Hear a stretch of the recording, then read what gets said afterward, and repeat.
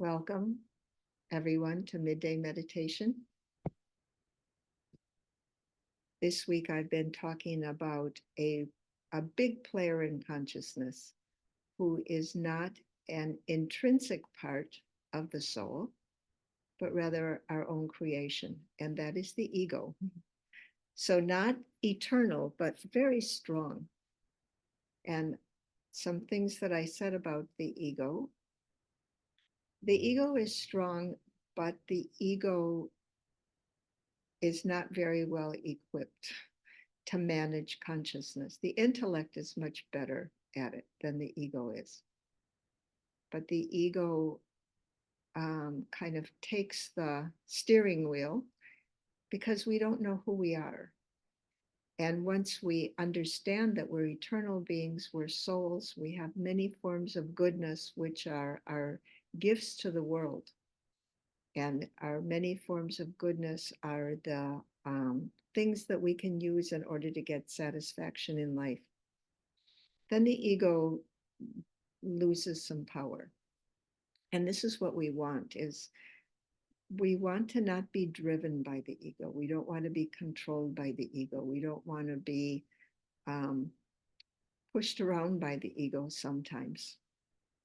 And so one thing I'd like to consider about the ego today is that I said recently that the ego is not very good at understanding and reasoning. The ego tries to understand things, but has very limited abilities. And so the ego tends to put everyone and everything in one of two categories. The first category is people and things that I take happiness from. And the second category is people and things that I take sorrow from. And there isn't generally a third category of people and things that just are. The ego doesn't do very well with that category. So I'm either taking happiness or I'm taking sorrow from everyone and everything around me. And the first category, the people and things that I take happiness from, the ego has some rather high standards for those people and things. In order for them to properly have the happiness that the ego wants, a lot of conditions have to be met. And so the ego will have a lot of thoughts about the people and things that I take happiness from. Are they available? Are they the way that I want them to be? Etc. And there's always a little bit of anxiety in those thoughts that maybe they're not. And the ego can spend a lot of time thinking about things and people that have been a source of happiness. But eventually, in that thinking, the ego wanders into the territory of things that did not actually produce happiness, but things that produce sorrow instead. So the ego has a lot of thoughts about people and things that the ego can take happiness from. And the other category, people and things that the ego takes sorrow from. If the ego is taking sorrow, then the ego will label that person or thing bad. Bad means I've experienced some kind of sorrow. And so it's a pretty strong label. And the label tends to be reinforced over time, meaning if you said something to me that hurt my feelings, the ego says bad. That's bad. Maybe you are someone who I take happiness from, but you said something that hurts my feelings. So I'm thinking bad, bad, bad, bad, bad, bad. And the more I think about it, the worse it gets. It may have been a very small thing, but the ego doesn't reason and try to understand and resolve, but the ego just keeps repeating over and over again. And every time it's repeated, it seems like it's worse. And so the higher self wants to avoid this rating system. Everything, everyone falls into the category of those I take happiness from and those I take sorrow from. And the way that the higher self does that is the higher self, we generate our own happiness using the intrinsic qualities of the soul. And so we decide, I'm not going to depend on anyone for happiness. All the happiness I get from people is extra. And so all I have to do is enjoy it. And if anybody disturbs me, I'm going to use my qualities and use my intellect to stop getting disturbed, to recognize that people are the way they are. They're not always going to please me. It's okay. But I kind of emotionally step back. I'm not depending. And so I don't get disturbed.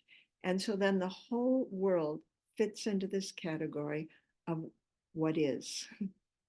There's people, there's wonderful people, there's bad people, there's good experiences, there's bad experience, but it all just fits into the category of what is. And then the soul, the goodness within the soul encourages us to just love all that is. Just love all that is. Love is not conditional when we can put everyone and everything in this category of what is. Love is not conditional.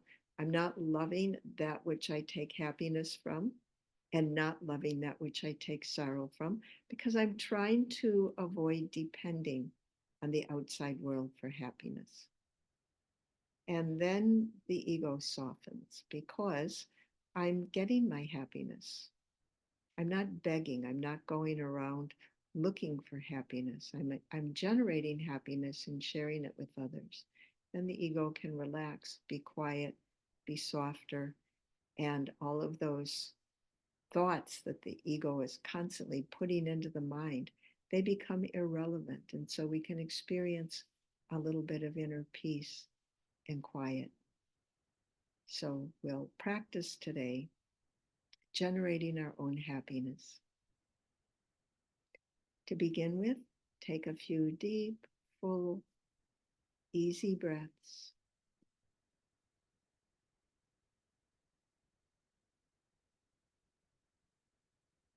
Watch the air enter and leave the lungs.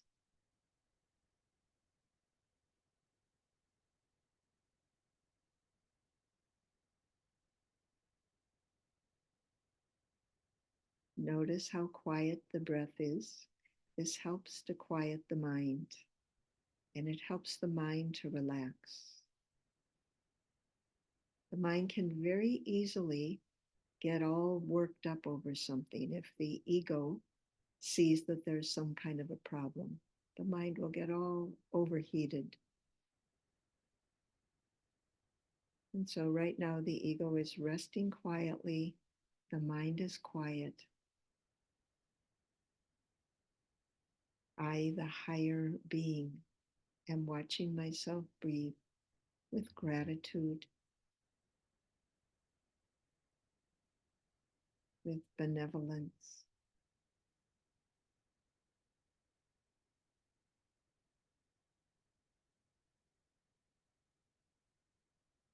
We souls are all actors in the big drama, and we can also be the audience. We can just observe sometimes.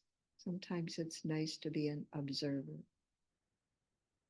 And so right now I'm observing my breath.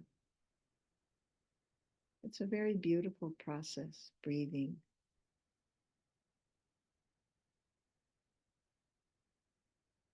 As you inhale, fill the mind with light.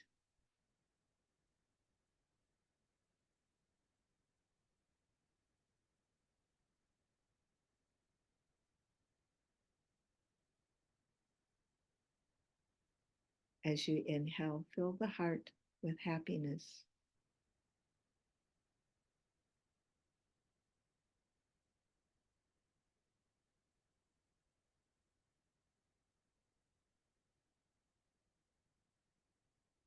And then bring your awareness to the little sparkling star behind the forehead.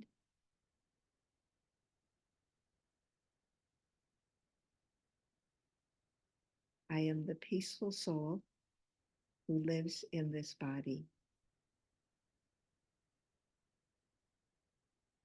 My nature is peace. When there's nothing that I want, then I can be peaceful. And when there's nothing that I'm resisting or nothing that I dislike, then I can be peaceful. So we draw our awareness within, focus on the tiny soul, the invisible soul, because the ego has trained us to look around outside of the self and either find something that we want or something that we don't like. And that disturbs our inner peace. So keep your awareness within. I am a being of light, and I possess within me the divine energy of bliss. Bliss is very light happiness, very, very light. I don't need anything to be blissful. It's a natural energy of the soul.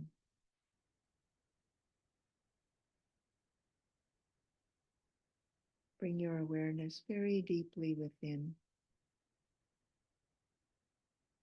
and touch that delicate place of bliss.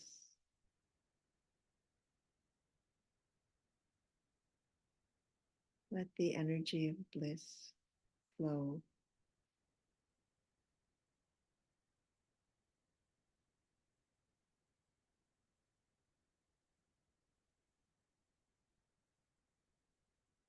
We souls are designed to keep ourselves happy, healthy,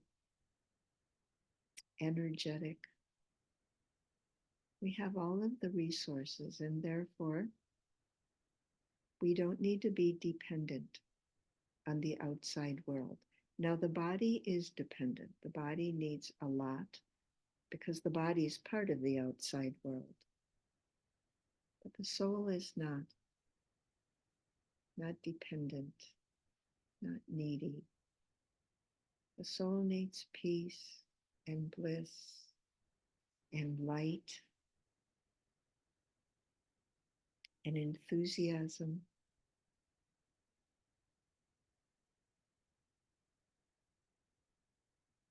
The soul needs self-respect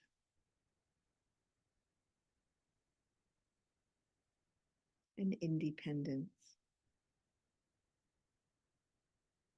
not things that the world can provide.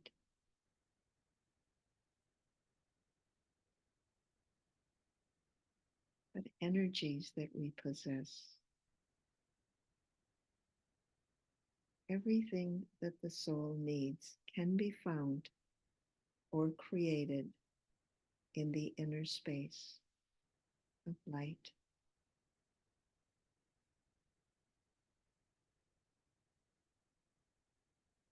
And souls also need variety. And so the inner place is well equipped with a huge variety of virtues and powers. And so, for the sake of variety, I can call up any virtue. And for example, maybe I will call up the virtue of resilience and let that energy come into my mind. Many things have happened that were unexpected, but resilience, I don't give up. I keep going because resilience is a quality of the soul.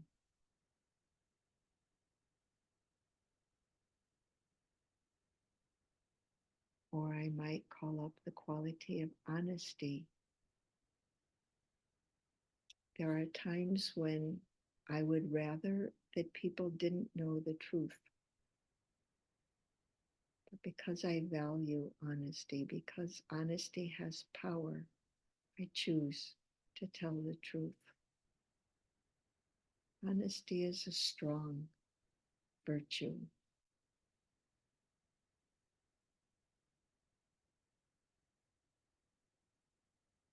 And then there is the virtue of gentleness, a soft virtue.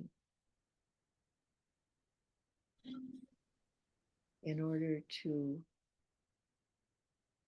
help other people be okay, I have to have very gentle energy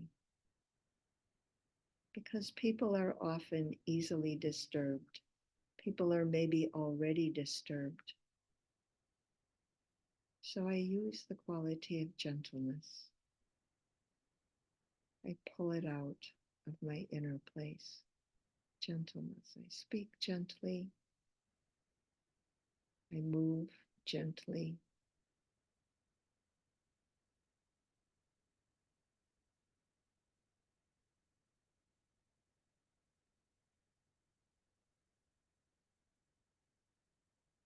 And then maybe I call up the quality of benevolence.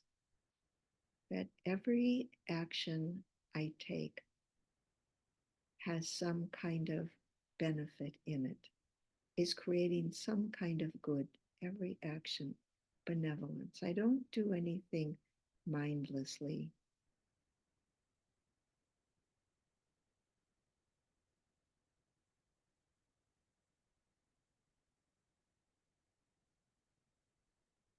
And I can call up the quality of presence, or sometimes people say being present or being in the moment. And this simply means stepping away from the ego and seeing all that is. That's the only category. All that is. Being present.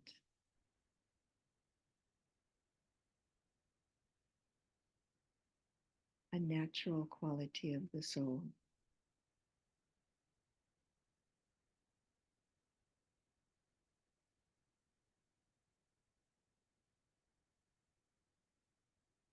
And all of these qualities of the soul all together make up our divinity because these qualities are divine.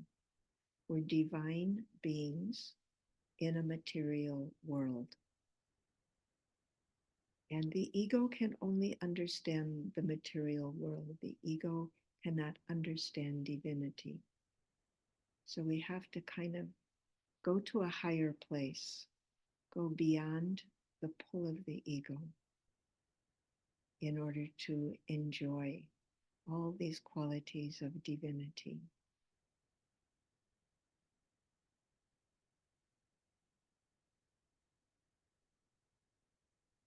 And if we can be aware of one or two qualities while performing actions, then those actions become divine. They're not just ordinary actions. And if I can hold a quality in my awareness, then there's not a space for the ego to start chatting. The ego can be quiet. And when I see myself as a divine being, then I can understand that I truly am, I the soul, truly am a child of God. I have the same qualities. God has divine qualities permanently, eternally, and I come in and out of my divine qualities. They're very beautiful qualities.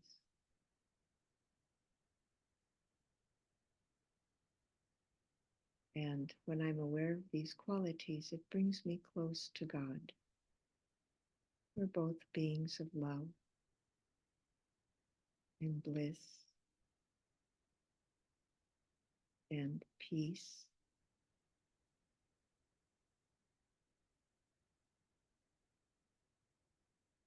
We both love truth.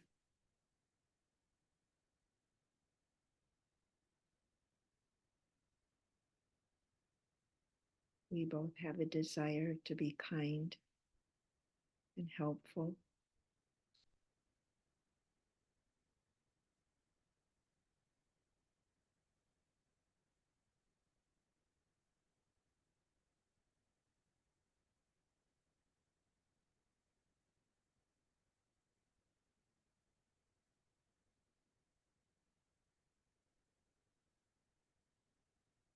And now bring your awareness back into the material world, but keep part of your awareness on your divine qualities, your inner life, and the broad intellect that is able to understand that all that is simply is. It's not that I take happiness, it's not that I take sorrow. I'm in the world, I'm enjoying, but I don't take. I create my own happiness and I share with others. Om Shanti.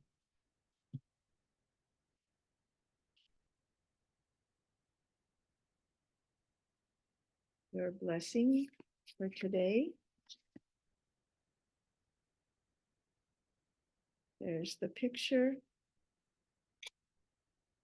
And the blessing is you live each day as if it is the first, filled with wonder, innocence, and freedom from the past. You live each day as if it is the first, filled with wonder, innocence, and freedom from the past. Thank you for joining. Om Shanti. Thank you.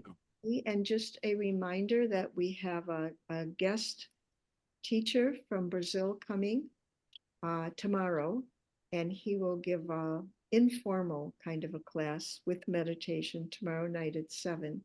It's a different Zoom link, and so I think you all got the Zoom link, but if you didn't, you let me know and I'll send it to you, and you're all invited to join. Thank you, sister. Anna, you have Can you send me the recording? Who is that? No, Shaba? Yeah. Okay, sure. Yeah, I also have Recording. the recording. And I need that link, Mary. This is Arundhati. Okay, I'll send it to you. And Anna, you have to unmute. Can you do? Yeah, I also need. Yes, I need the link also. Or is it in the monthly announcement? Because they have one for 7 to 7:30, Tuesday and Thursday. Can I write it right now in the chat? Yes. We'll do that. Oh. Oh. I don't see it. Give me a moment. Okay, now do you see it? Yeah, 509. Yeah. Nope, it left. I do. Ah.